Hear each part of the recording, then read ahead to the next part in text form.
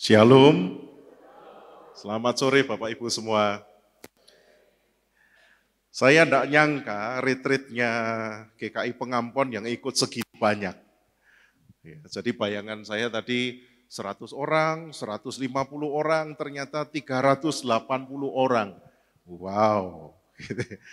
Dan terima kasih untuk Pendeta Sakriso, Pendeta Pras, juga Pendeta Iswanto, dan seluruh majelis jemaat ya, para penatua di GKI Pengampon yang sudah memberi saya kesempatan.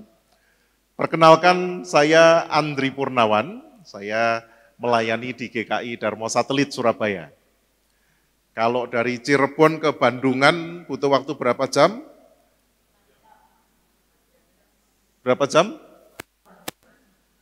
6 jam. Wow, berarti ada yang 12 jam, ada yang 4 jam, ada yang 6 jam, ya.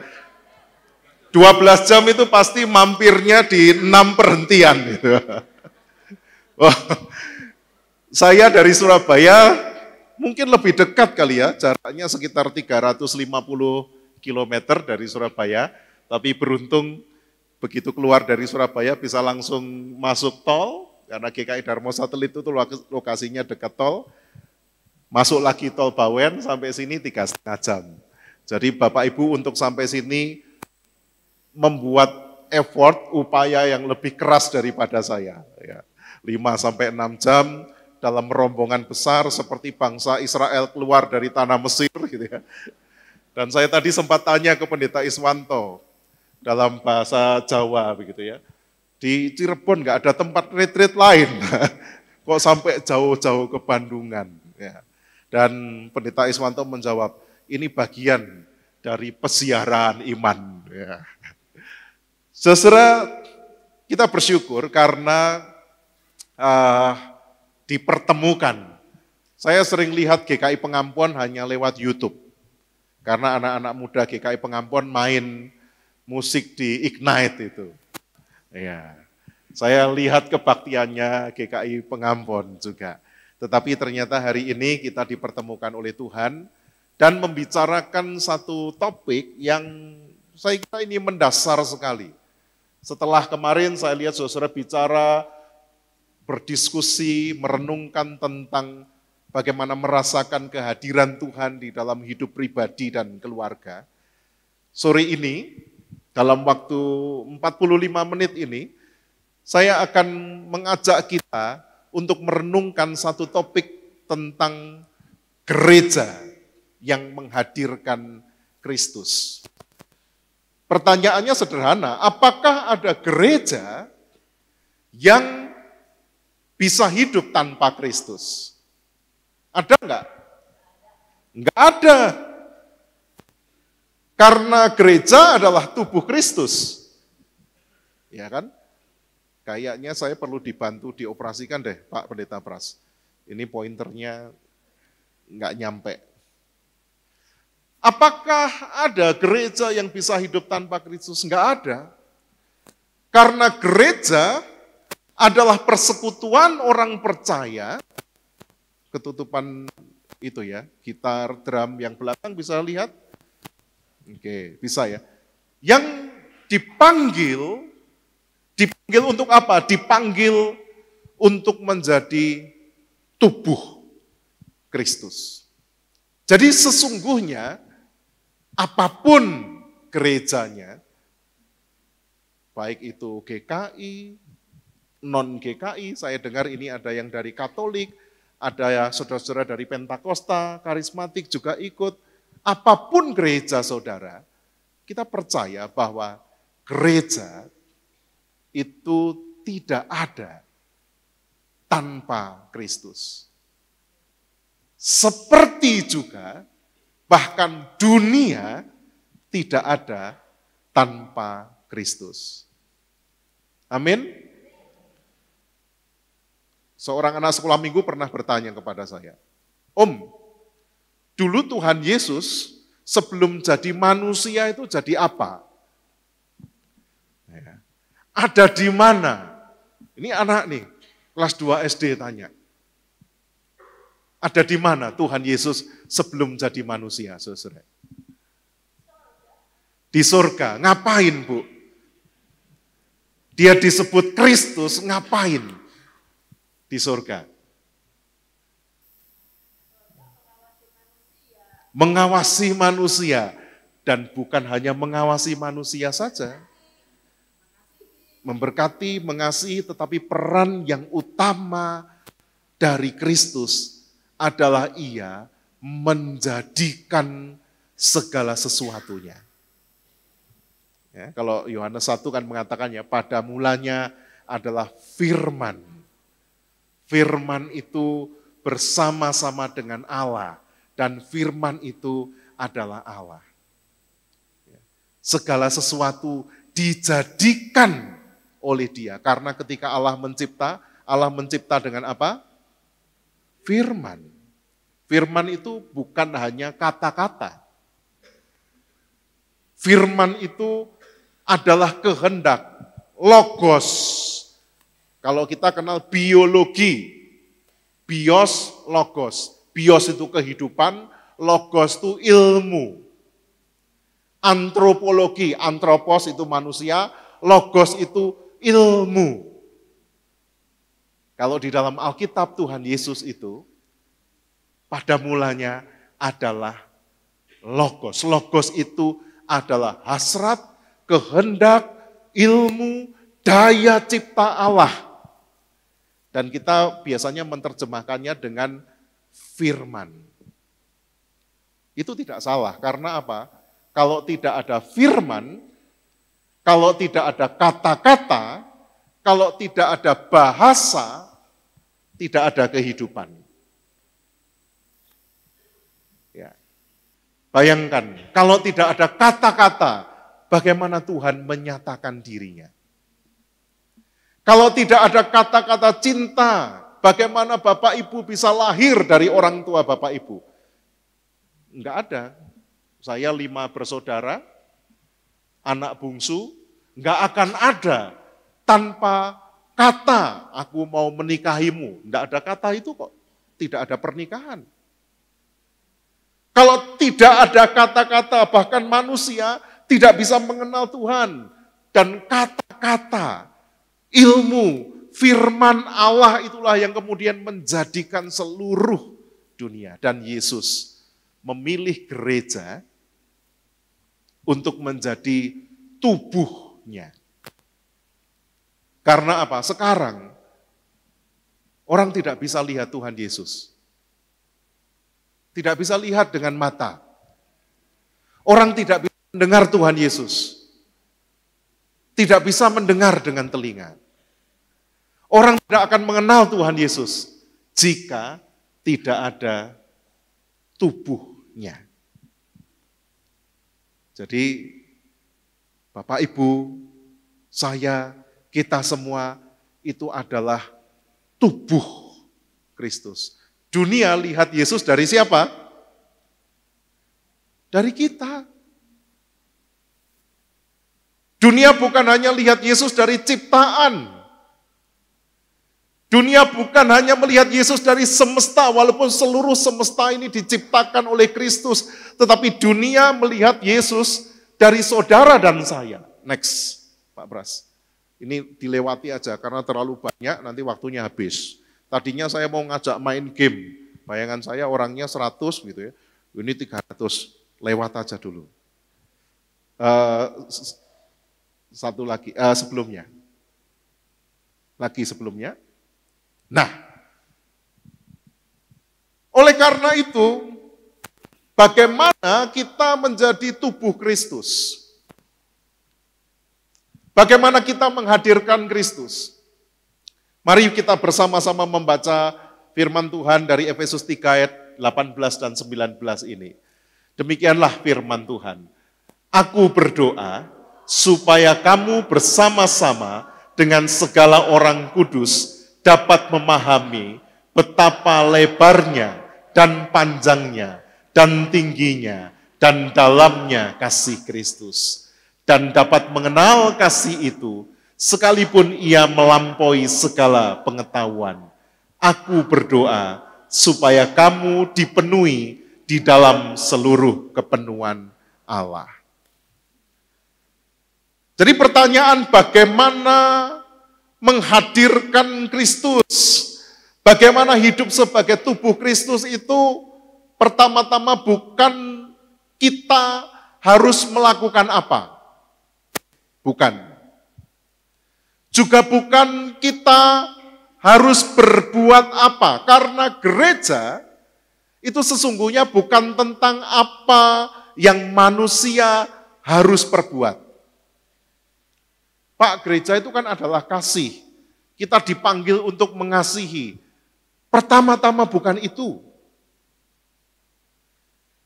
Gereja yang menjadi tubuh Kristus adalah gereja yang pertama-tama, kata Rasul Paulus, dapat memahami betapa lebar, panjang, tinggi, dan dalamnya kasih Kristus.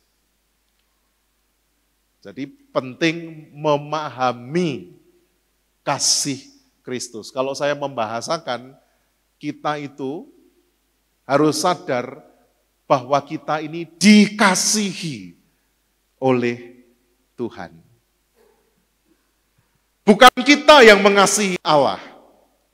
Bukan kita yang mengasihi sesama. Tapi pertama-tama kita dipanggil untuk merasakan dan mengerti betapa saudara dan saya itu dikasihi oleh Allah. Seperti seorang bayi. Dia tidak akan bisa berbuat apa-apa sebelum dilahirkan, disusui, disuapi, dikeloni, dijaga, dididik, dicintai, maka bayi itu akan belajar menjadi manusia. Tapi bayangkan, kalau ada seorang bayi yang sejak lahir ia sudah dibuang. Bahkan sebelum lahir ia sudah ditolak. Dan ketika dia dibuang, ditemukan oleh orang lain dan dijual. Jadi apa bayi itu? Dia mungkin bisa hidup, tetapi kemungkinan besar ia akan hidup sebagai orang yang penuh luka, yang tidak tahu arti cinta, dan kemudian akan sulit sekali untuk menjadi orang yang mencintai. Percayakah saudara, sadarkah saudara, bahwa sesungguhnya saudara-saudara itu dikasihi Tuhan? Amin. Banyak orang itu tidak bisa merasakan bahwa dia dikasihi. Kenapa?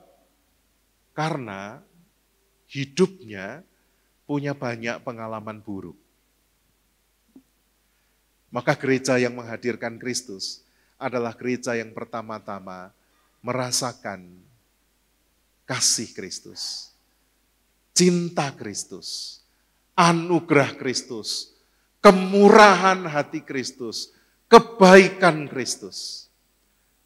Dan gereja seperti itulah yang bisa menghadirkan Kristus. Gereja yang memahami bahwa kasih Allah itu adalah kasih 4 dimensi. Next. Tadi Paulus mengatakan betapa lebarnya. Lebar itu menunjuk pada jangkauan. Bahwa meskipun saudara dan saya adalah orang-orang yang seharusnya tidak terjangkau oleh kasih Allah. Kita punya banyak aib mungkin.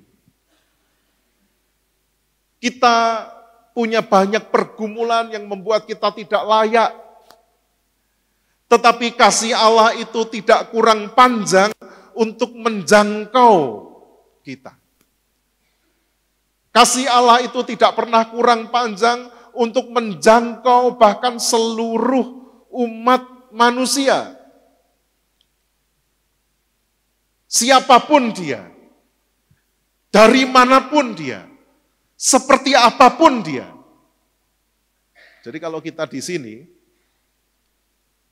kita itu bukan hanya orang-orang yang dipilih, ya kita orang yang dipilih, tetapi kita adalah orang-orang yang dijangkau dan tangan Tuhan itu bisa menjangkau siapa saja yang bahkan tidak dapat dijangkau oleh kebaikan manusia.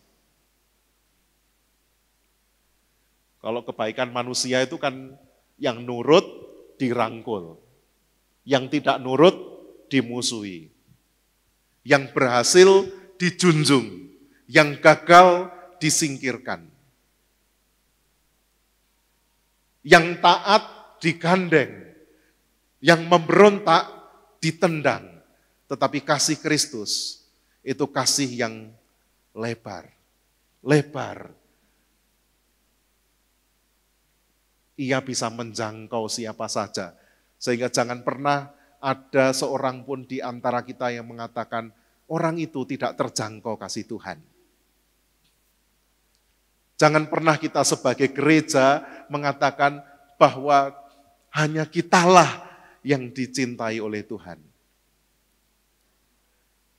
Bahwa kita semua, kata Paulus dulu adalah orang asing dan pendatang. Bukan orang Yahudi, tidak sama seperti Tuhan Yesus Kristus yang Yahudi. Kita siapa? Tetapi Tuhan menjangkau seluruh umat manusia. Ini penting sekali. Sehingga kalau satu gereja mau melakukan sesuatu, daya jangkaunya haruslah menjadi daya jangkau Kristus. Maka Tuhan Yesus ketika meminta para murid menjadi saksi, diutus kemana? Yerusalem tok? No. Yudea saja? Enggak. Samaria, bahkan ujung bumi. Kaya saja atau miskin saja, yang kuat saja atau yang lemah saja, semuanya dijangkau oleh Tuhan. Maka gereja yang menghadirkan Kristus itu adalah all are welcome.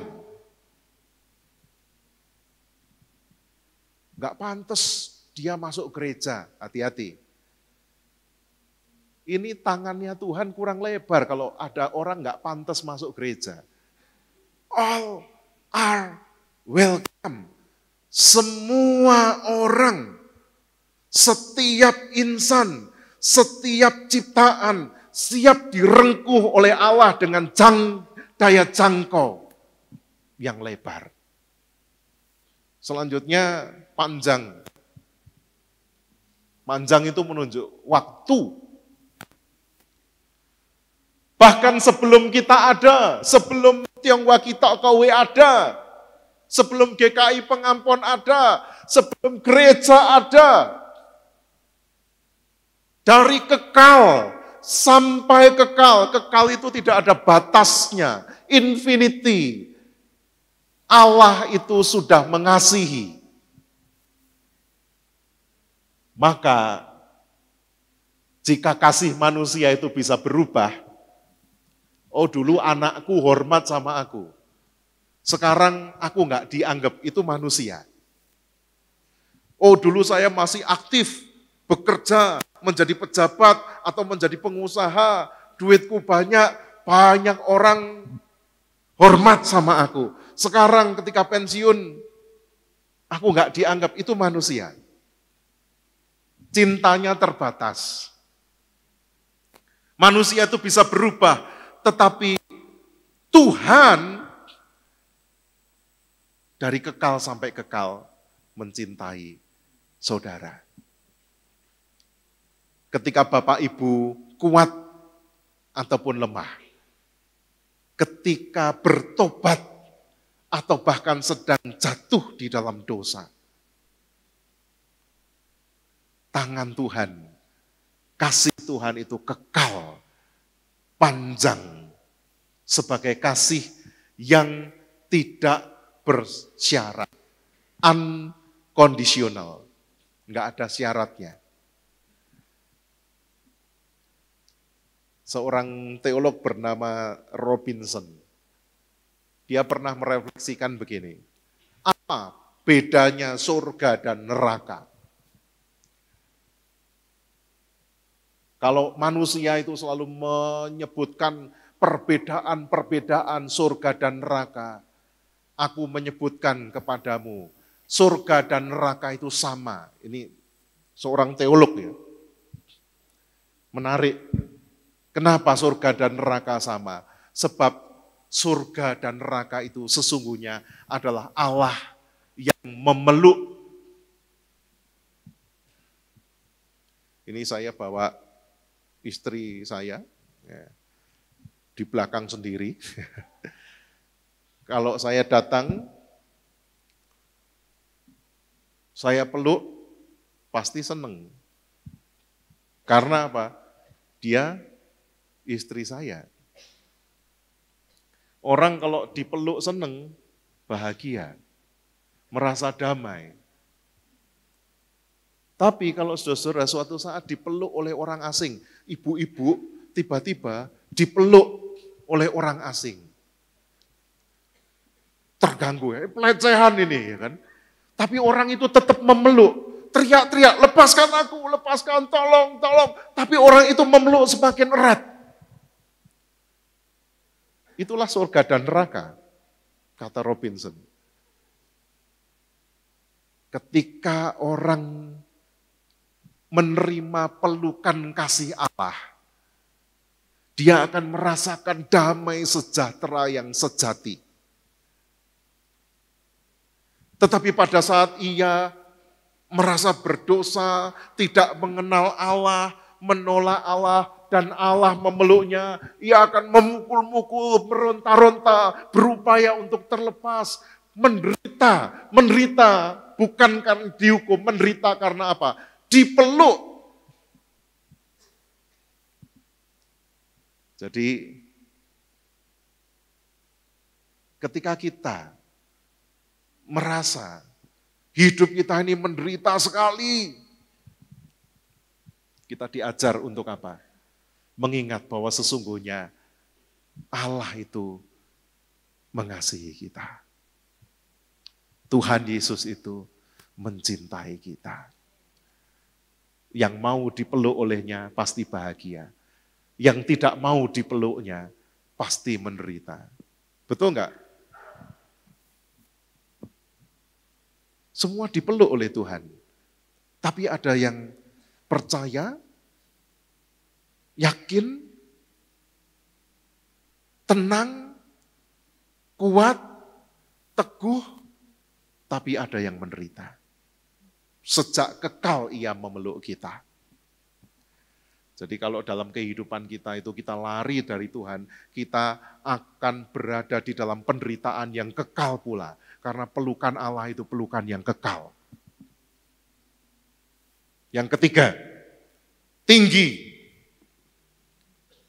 Kasihnya sangat tinggi yang membawa kita bahkan sampai ke surga. Amin. Keempat, dalam. Bahkan kalau di pengakuan iman rasuli, itu Tuhan Yesus Kristus digambarkan apa? Turun ke dalam kerajaan maut.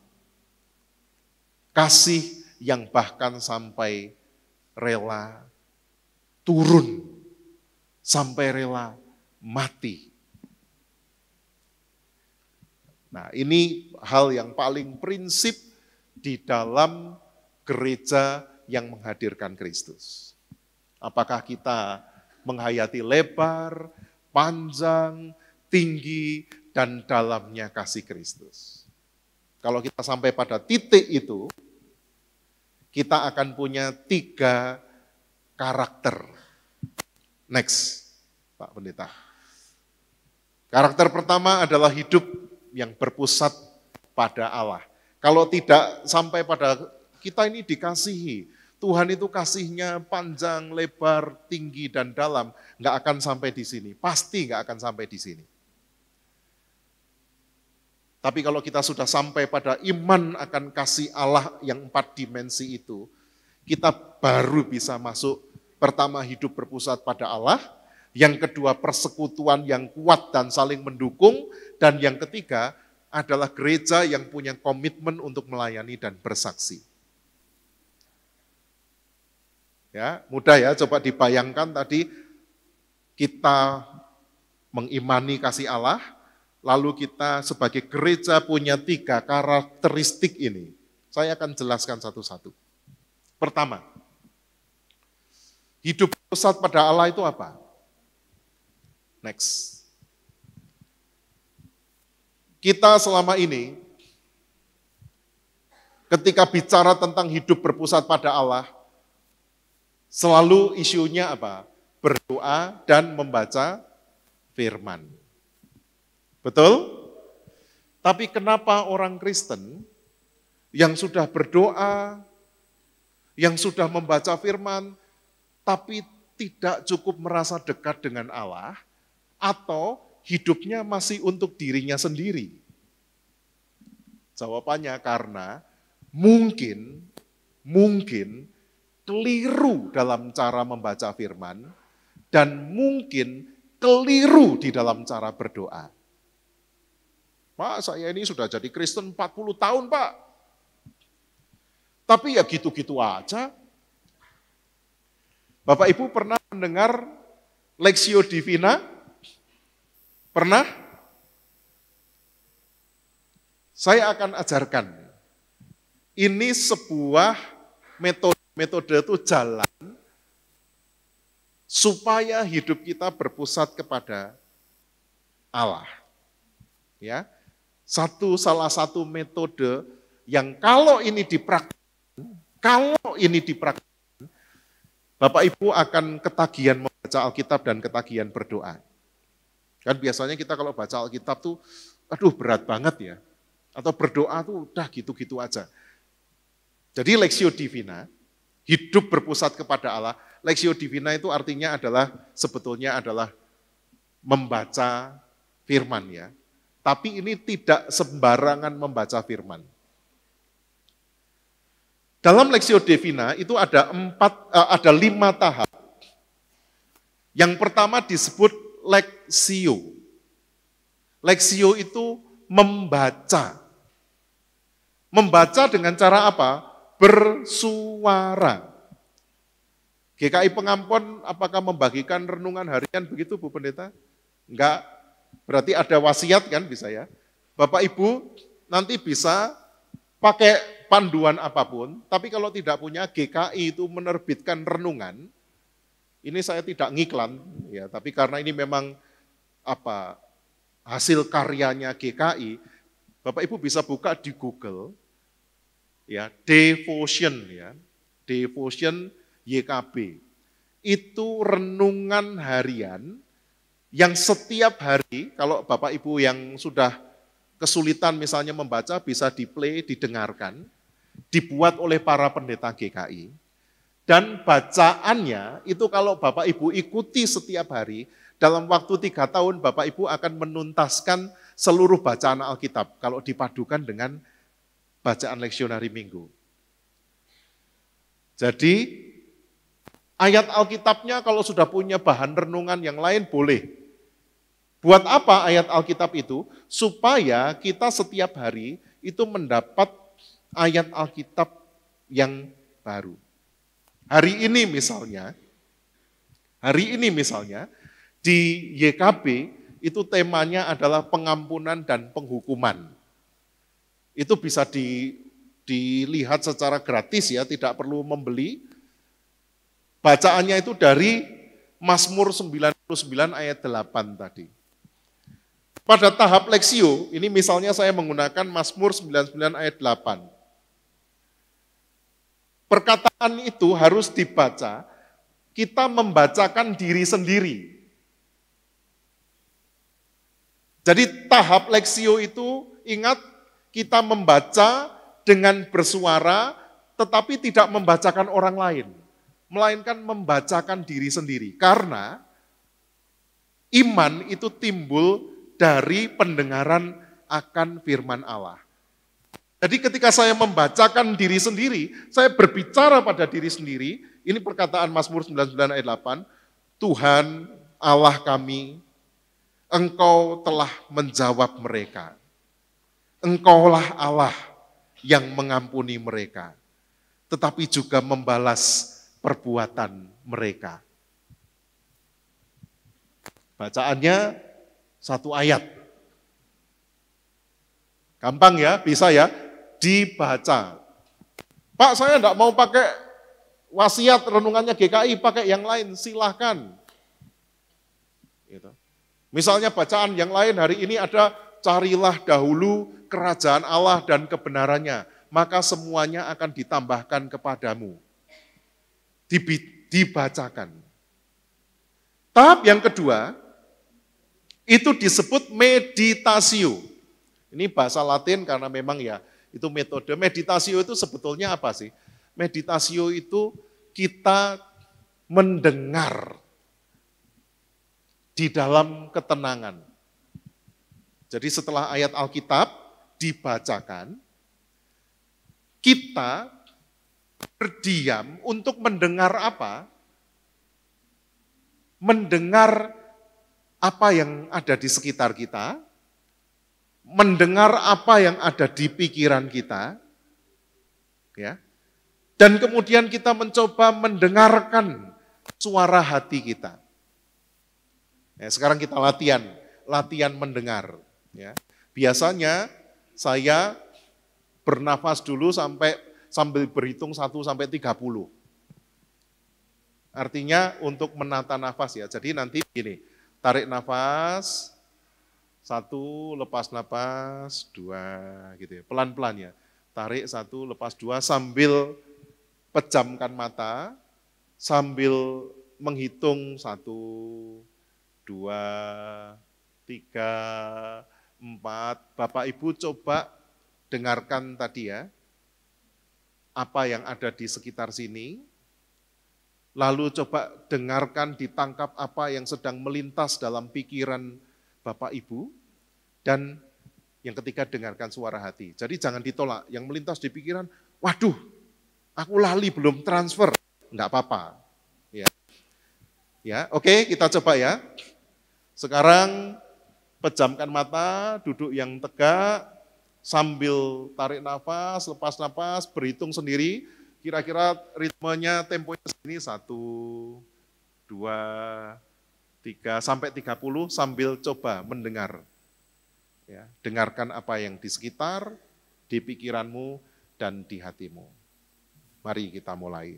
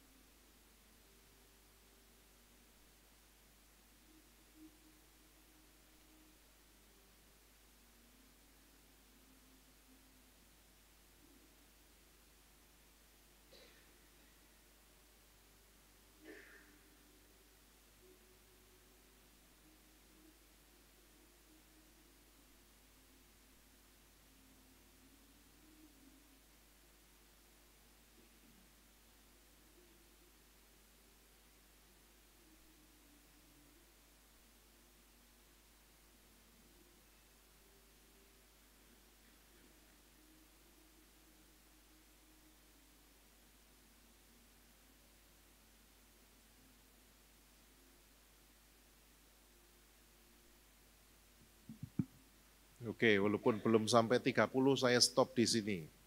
Saya ingin tanya ke beberapa orang. Ya, Pak, yang dari luar apa yang terdengar, Pak? Ada musik, Bu. Dan aku tak punya hati, itu ya. Untuk lagunya Chrisye. Apalagi, Pak? Kalau diterusin bisa tidur, Pak. Kalau diterusin bisa tidur. Oke, yang didengar, ya apa Pak? Oke. Bisa tidur itu anugerah ya. Karena banyak orang tuh nggak bisa tidur. Pak, gimana kalau saya habis baca terus meditasi tidur? Enggak apa-apa. Ya. Tapi kita akan terus latihan. Apalagi yang didengar? sebetulnya kalau kesungguhan hati setelah dibaca terus meminta Tuhan supaya berbicara, mungkin akan terjadi satu anugerah, Pak. Pak Gunawan ini sudah nanti lompat ke bagian kontemplasio, tapi bagus sekali. Tadi Bapak Ibu dengar apa? Dengar suara apa itu? Semprotan pengharum ruangan tuh gitu. Dengar pintu terbuka. Dengar apa grounding sound ini gitu. Enggak apa-apa. Tujuannya apa? Kita tuh berlatih kesadaran akan apa yang sedang terjadi di sekitar. Kata kuncinya itu awareness. Kalau di rumah Bapak Ibu Lexio Divina, kemudian mendengarkan, oh tetanggaku lagi nangis ini. Oh istriku lagi masak ini. Oh anakku sedang memanggil. Enggak apa-apa, jangan ditolak, tapi jangan beranjak dulu. Jadi sebenarnya adalah latihan untuk kita itu punya kesadaran tentang apa yang sedang terjadi di sekitar kita. Lalu tadi soal pikiran, wah pikiranku macam-macam Pak. Enggak apa-apa. Karena itu berarti kesadaran tentang apa yang sedang menjadi pergumulan kita. Sebab banyak orang bahkan tidak sadar apa yang sedang dia rasakan dan dia pikirkan karena kehidupannya itu terlalu berat. Jadi, enggak apa-apa, enggak usah ditolak. Dan yang ketiga adalah apa yang dikatakan hati, Pak saya enggak merasakan apa-apa, no problem, tetap saja dilampaui itu. Karena kita masuk ke tahap yang ketiga disebut kontemplasio. Kontemplasio itu apa? Sebetulnya kontemplasio itu adalah melihat lebih dalam, kontemplasi. Merenungkan, melihat lebih dalam. Tadi kan kita membaca firman nih, misalnya yang Bapak Ibu familiar adalah carilah dahulu kerajaan Allah dan kebenarannya, maka semuanya akan ditambahkan kepadamu. Kita mulai bertanya, kenapa ya Tuhan kok menyuruh saya mencari kerajaan Allah? Dalam kontemplasi itu kita mungkin bisa membaca ayat-ayat sebelumnya. Oh ternyata Tuhan tuh mengajar saya untuk tidak khawatir. Tuhan mengajar saya untuk taat. Dan kemudian di dalam diam kita mengoreksi diri kita. Apakah selama ini saya itu dipenuhi kekhawatiran? Saya khawatir karena apa? Banyak ambisi, banyak cita-cita, takut sakit, takut uangnya habis, takut dagangannya tidak laku. Tidak apa-apa, dalam kontemplasi kita melihat firman yang kita baca itu secara lebih dalam. Yang keempat, orasio itu namanya berdoa. Tapi ini bukan sembarang berdoa. Kalau kita biasanya berdoa apa? Tuhan minta sembuh, Tuhan minta berkat, Tuhan anakku mau ujian, Tuhan aku punya pergumulan. Boleh berdoa seperti itu, tapi jangan pas Lexio Divina. Karena pas Lexio Divina, doanya adalah mendoakan sesuai dengan firman yang kita baca tadi. Kalau firmannya itu tentang kekhawatiran atau tentang mencari kerajaan Allah, kita harus berdoa, Tuhan, aku ini hidupku penuh kekhawatiran. Aku khawatir ini, itu, sampaikan kepada Tuhan. Kalau tema yang kita baca adalah tentang pengampunan, Tuhan aku ini sakit hati banget sama orang ini, orang itu, si A, si B, itu yang harus didoakan. Tuhan susah banget mencari kerajaan Allah itu seperti apa, itu yang harus didoakan. Jangan doa yang lain. Kalau doa yang lain, pas enggak Lexio Divina. Kenapa? Supaya kita berdoa berdasarkan kehendak Allah itu berjalan seiring. Dan tahap yang kelima disebut misio. Misio itu apa? Setelah ini, pada hari ini, aku mau melakukan apa? 1 atau 2 komitmen saja. Misalnya tadi tentang kekhawatiran ya. Tuhan, hari ini aku ketemu klien, ini takut banget aku karena pasti tagihannya sak gebok. Tapi aku mau berkomitmen menghadapi klien itu. Daripada aku lari terus. Tolong ya Tuhan, bebaskan aku dari kekhawatiran. Aku mau menghadapinya tanpa khawatir. Atau kalau yang tadi tentang pengampunan, Tuhan, aku berkomitmen, ini orang sudah lama banget putus hubungan denganku. Hari ini aku mau telepon dia Tuhan. Itu komitmennya. Misinya hari itu harus konkret. 1 atau 2 saja dilakukan. Lexio Divina itu ketika dilakukan secara rutin, rata-rata itu 15 sampai 20 menit. Tidak lama. Tapi karena ada 5 tahap, Lexio tadi artinya apa? Membaca dengan bersuara. Meditasio artinya apa? Mendengar. Kontemplasio artinya apa? Melihat dan merenungkan lebih dalam. Orasio artinya apa? Berdoa. Misio artinya apa? Ya, komitmen kita untuk melakukan 1 atau 2 hal sesuai firman. Oh, itu saya jamin Bapak Ibu tidak akan bosan hidup berpusat pada Allah. Dan akhirnya kehidupan kita karena dituntun oleh firman yang setiap hari kita bacakan, kita renungkan, kita dalami, kita doakan, 1-2 hal kita lakukan terkait dengan firman itu. Dan kalau gagal pun enggak apa-apa, malam sebelum doa malam, Tuhan hari ini aku gagal ya Tuhan. No problem. Atau Tuhan aku bersyukur, hari ini aku berhasil telepon dia. Itu hidup berpusat pada Kristus. Dan kalau persekutuan gereja menghidupi Lexio Divina itu, menghidupi firman itu, maka Kristus bukan kita hadirkan, tetapi Kristus yang hadir di dalam kehidupan kita. Selanjutnya, ini yang kedua. Kalau tadi yang pertama ya, hidup berpusat pada Allah. Yang kedua adalah persekutuan, bukan kerumunan. Ya, gereja GKI Pengampuan itu anggota jemaatnya berapa Pak? 2000 ya, sama ya kayak GKI Darmo Satelit ya, 2200-an gitu ya. Makin gede gereja, itu biasanya makin sulit untuk erat gitu ya.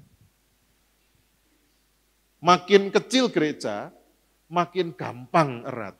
Kalau sudah 2000-an kayak GKI Darmo Satelit, kayak GKI Pengampon, itu mungkin sulit. Tapi walaupun kita tidak bisa erat dengan semuanya, kita harus punya teman sepersekutuan. Ya, yang paling masuk akal itu adalah yang paling dekat rumah, lingkungan.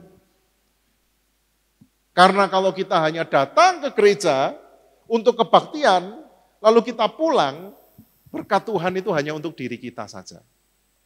Tetapi begitu kita datang ke gereja, kita sadar apa yang sedang terjadi dengan sesama kita, dan kita mau peduli di situ, maka kita adalah gereja yang menghadirkan Kristus.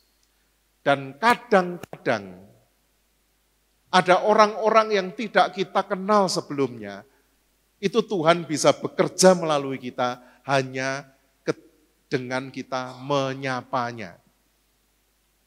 Bapak Ibu, ini sekitar 200-300 orang yang ada di sini saling kenal semua. Siapa yang tidak kenal sama sebelahnya? Angkat tangan. Ya, sebelahnya suami pasti kenal. Ya. Sebelah kiri, sebelah kanan, dengan belakangnya coba ditengok. Belakang kenal ya, kalau aktivis kenal. Kalau belum kenal salaman dulu. Kenal. Ya, kenalan. Lah itu Pak Haniel sedang kenalan sama istri saya itu. Ya.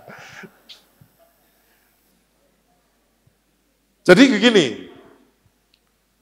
saya pun Ya, saya melayani di GKI Darmosateli itu sejak 2005, 20 tahun. Selama ini terkenal sebagai pendeta yang sangat hafal nama jemaat. Kalau di GKI Dasa dulu waktu masih ada sensora murum, jemaat berkumpul itu saya panggilin namanya satu-satu. Ya, termasuk hafal nama, hafal orang. Tapi di gereja kadang-kadang saya yang sudah 20 tahun melayani, itu tiba-tiba ada seorang yang saya tidak pernah lihat. Dan saya berdisiplin, begitu ada yang tidak pernah saya lihat, saya biasanya datangi. Suatu saat ada seorang anak, ini ceritanya saya lagi memimpin kebaktian di kebaktian remaja. Ya, kebaktian remaja hari Minggu juga. Ada seorang anak yang tidak pernah saya lihat. Lalu kemudian ketika saya berkhotbah, supaya teman-teman yang lain itu juga tahu, karena saya yakin dia tidak diketahui teman-teman yang lain, dia anak baru. Saya minta dia berdiri, lalu saya tanya, namanya siapa, rumahnya di mana, sekolahnya di mana, dan waktu itu saya kaget, karena jawabannya adalah begini, oh nama saya A, rumahnya B, agak jauh dari gereja.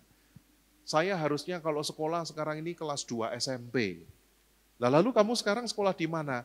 Belum ada sekolah. Saya tidak mungkin melanjutkan percakapan karena itu di tengah-tengah khotbah.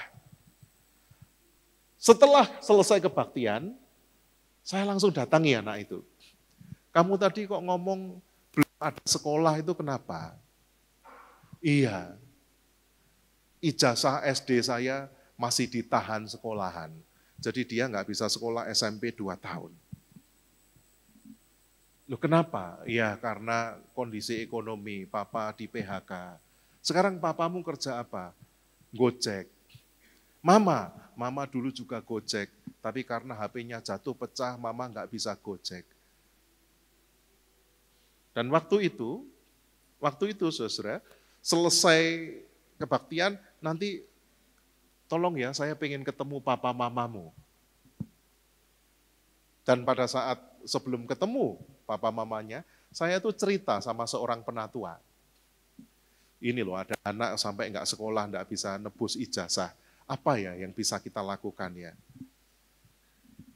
Penatua ini yang tidak kenal, tidak ngajak bicara anak itu, sudah Pak Andri, sekolahnya di mana?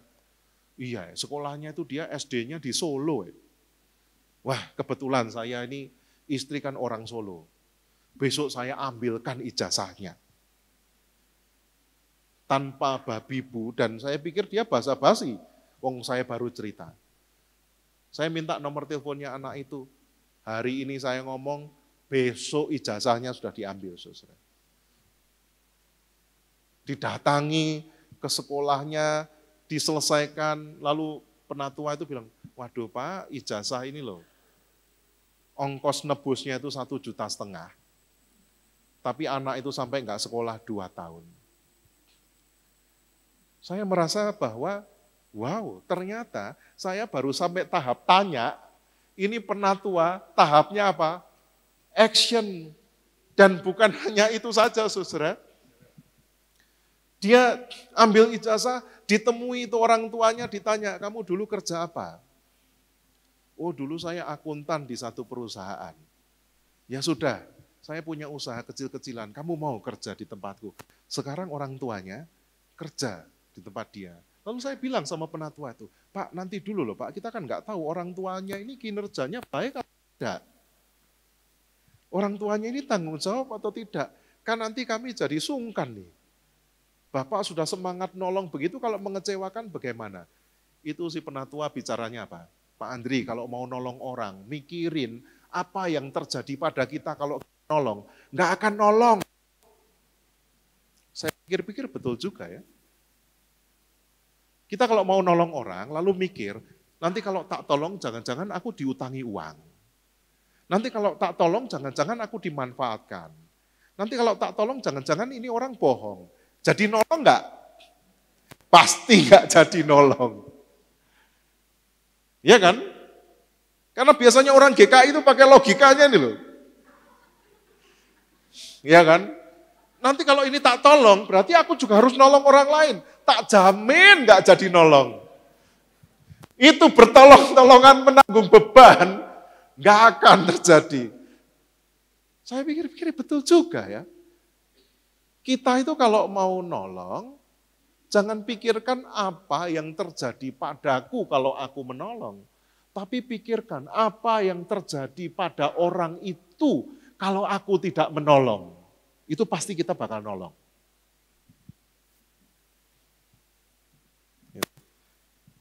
Kalau dia tidak kutolong, apa? Bagaimana nasibnya? Pasti kita akan tergerak. Itu seperti orang Samaria yang murah hati kan. Si imam itu kan lewat aja. Karena apa? Kalau nyentuh orang itu jangan-jangan mati, mayat, najis tuh. Lewi lewat aja. Dia memikirkan apa yang terjadi pada dirinya. Nanti aku najis. Tapi si Samaria nggak mikir orang itu matikah, sekaratkah, sakitkah, tolong dulu. Dan kalau setiap orang, setiap anggota jemaat, setiap simpatisan punya spirit begitu. Jangan nunggu Pak Pendeta, Bu Pendeta, Pak Penatua, jangan nunggu keputusan majelis. Jangan nunggu, ini kebijakan gereja. Jangan nunggu. Tahu ini orang ke gereja kenapa? Oh sakit. Jangan telepon Pak Iswanto. Pak Is, tolong dong kunjungi itu. Sudah 2 minggu nggak datang tuh. Itu tugasnya Pak Is. Jangan. Langsung berangkat. Laporan Pak Is. Saya sudah mengunjungi ibu ini, kondisinya begitu. Itu bertolong-tolongan. Itu Kristus hadir. Jadi gereja itu bukan hanya kerumunan. Di Markus 2 ayat 1 sampai 4, suatu saat Tuhan Yesus itu ada di Kapernaum. Kemanapun Tuhan Yesus ada, dia dikerumuni banyak orang. Suatu saat ada orang lumpuh, mau minta disembuhkan Tuhan Yesus. Nggak bisa masuk karena apa? Terlalu banyak kerumunan. Kerumunan itu apa? Mau lihat mujizat, mau dengar khotbah, mau didoakan, bahkan cuma mau lihat-lihat aja, itu kerumunan. Dengar khotbah itu loh kerumunan. Tapi para sahabat si lumpuh itu gotong si lumpuh berempat, mereka cari jalan, kita bisa lewat atas, lewat atas. Atap rumah orang Yahudi itu terbuat dari semacam gipsum gitu, tapi dari tanah liat dan ranting yang kering, jadi itu gipsum zaman dulu, bisa digergaji, diturunkan di antara kerumunan. Gereja itu bukan cuma kerumunan orang percaya, tapi persekutuan orang percaya. Apa bedanya persekutuan dan kerumunan? Kalau kerumunan itu semangatnya mencari, aku mau mencari Tuhan, aku mau mencari khotbah, aku mau mencari musik, aku mau mencari teman, aku mau mencari apapun, bla bla bla bla. Itu pasti jadi kerumunan, kumpulan para pencari. Tapi kalau persekutuan, itu adalah mau bawa dia. Aku mau memberi talentaku. Aku bisa ini Pak, bisa ini Bu. Apa yang bisa kulakukan untuk gereja? Saya enggak bisa ngomong, saya bisanya masak. Saya enggak bisa masak, saya bisanya makan. Ya enggak apa-apa kalau ada yang masak harus ada yang makan kan? Ya. Jadi semangat persekutuan itu adalah semangat memberi. Itu gereja. Sehingga gerakan kita ini kalau secara teologis itu disebut imamat am. Imamat am itu apa? Setiap umat, kepala per kepala, itu adalah imam bagi dirinya sendiri. Dan imam bagi orang lain. Wah, itu akan jadi gereja yang hidup. Semangat. Gitu. Para senior, persekutuan senior, aku enggak diantar sama anakku. Ayo kita patungan. sewakan alat transportasi kalau mobil gereja sudah penuh. Sehingga semua senior kumpul. Di GKI Dasa kami seperti itu. Jadi senior-senior itu kan banyak yang anaknya enggak bisa ngantar, tidak bisa datang ke gereja, tapi kalau waktunya diundang ke gereja itu semangat sekali. Mobil gereja terbatas, cuma 2, apa yang mereka lakukan? Yuk kita patungan saja yuk. Di Surabaya itu biasanya angkot ya, enggak usah mobil yang bagus, angkot enggak apa-apa. Patungan sewa 4 angkot, 5 angkot, padahal yang naik itu senior-senior yang mungkin anaknya itu orang-orang hebat. Anaknya orang-orang berpendidikan. Tapi mama, papanya semangat naik angkot untuk apa? Ke gereja. Masalah? No problem. Itu bertolong-tolongan. Oh, 5 menit. Oke. Yang ketiga. Yang ketiga adalah komitmen. Ini saya cepat aja. Yang pertama tadi kan berpusat pada Allah, gerejanya. Yang kedua gereja yang saling bertolong-tolongan. Yang ketiga itu komitmen untuk melayani dan bersaksi. Ada 5 macam komitmen. Yang pertama itu disebut slacker. Slacker itu pemalas.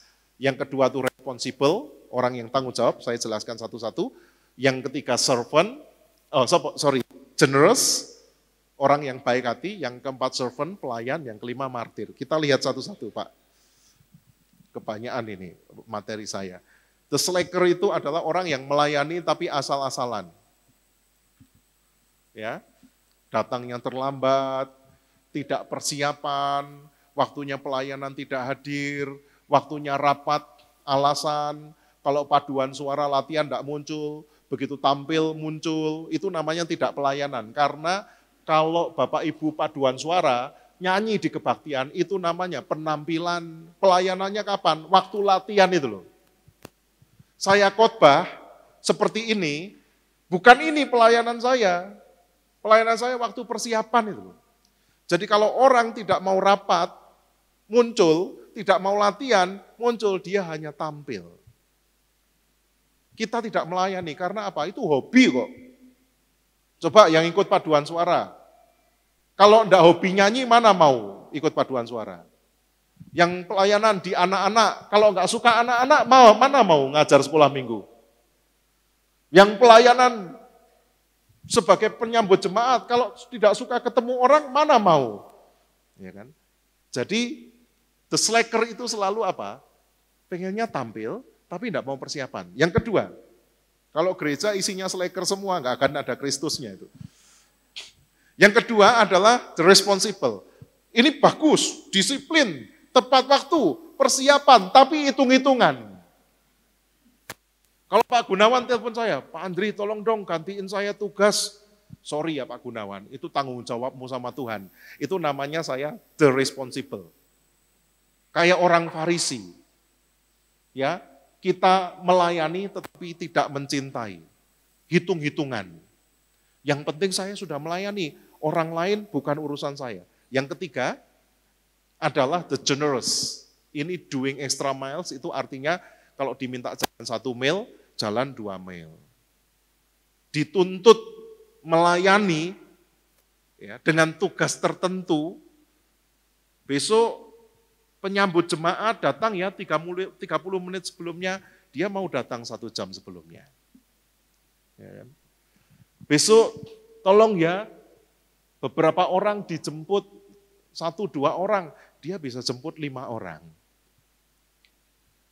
Tolong ya, kalau ada tetangga yang punya pergumulan, kabari. Dia bukan hanya ngabari gereja, dia menolong. Itu namanya the generous. Tapi seringkali orang yang murah hati itu kalau hanya berbekal pada diri sendiri, kekuatan sendiri, pasti capek.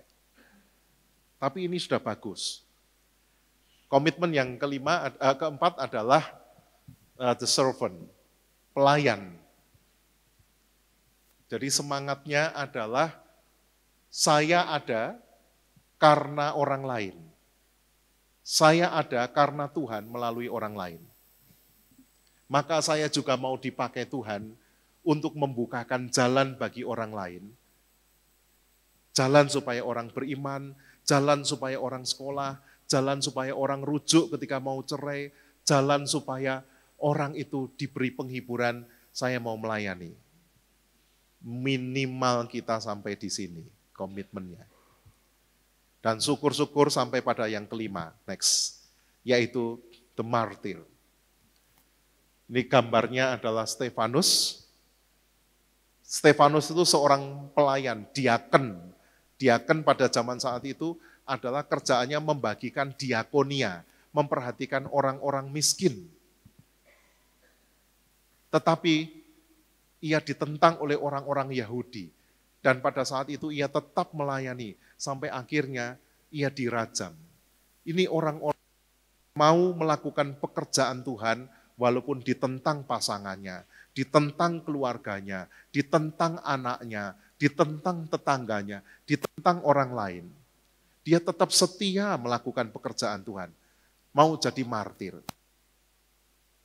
Kita semua termasuk saya sedang berjuang untuk ke situ, karena yang sudah bisa seperti itu siapa? Tuhan Yesus. Jadi ketika makin banyak martir di GKI Pengampon, makin Kristus itu hadir. Next. Kita tidak dapat melompat dari pemalas, the slacker tadi, tahu-tahu jadi the servant, nggak bisa. Atau dari the responsible jadi the martyr. Maka kita harus tetap melayani secara konsisten. Setelah refreshing course ini, setiap Bapak Ibu harus mengambil bagian pelayanan. Bukan hanya pelayanan yang disediakan oleh gereja sebagai persekutuan. Tapi Bapak Ibu perlu, Tuhan setelah ini aku mau melayani Engkau dengan apa? Coba nanti di buku acara ditulis supaya tidak lupa. Tuhan, setelah ini aku mau melayani Tuhan dengan melakukan apa? Bapak Ibu sendiri yang putuskan. Percayalah, kalau kita mulai melangkah melayani, tahap demi tahap, maka tidak terasa Tuhan itu akan memakai kita semakin hari semakin heran. Musa waktu dipanggil Tuhan, enggak mau Tuhan. Yeremia waktu dipanggil Tuhan, aku masih muda Tuhan. Yesaya waktu dipanggil Tuhan, aku ini orang najis Tuhan. Tapi akhirnya mereka mau sebagai pemula. Musa dipakai untuk membebaskan bangsa Israel. Yeremia dipakai untuk menyatakan kebenaran Tuhan bagi umat di tengah pembuangan. Yesaya menjadi sang nabi yang fenomenal. Para murid Kristus juga ragu-ragu semua, tapi begitu mau Tuhan memakai, semakin hari semakin heran. Slide terakhir. Kristus hadir di dunia itu melalui gereja yang berpusat pada firman. Ya, gereja yang giat mencipta persekutuan yang saling menopang, serta gereja yang mau melayani dan bersaksi dengan dihidupi semangat pengorbanan. Ketika kita merasa dikasihi, bersekutu, berpusat pada Tuhan, bersekutu, bersaksi dan melayani, maka Kristus semakin hari akan semakin nyata melalui kehidupan kita. Amin. Mari kita berdoa. Terima kasih atas rahmat-Mu. Dan kami percaya bahwa anugerah Tuhan di dalam kehidupan kami akan membuat kami punya daya jangkau kepada sesama kami. Membuat kami punya cinta yang lebih tulus. Membuat kami mampu mentransformasi, mengubah keluarga, gereja, dan masyarakat menjadi kehidupan yang surgawi. Dan menjadikan kami semakin dalam di dalam mencintai-Mu. Ajar kami ya Bapa untuk berpusat kepadamu.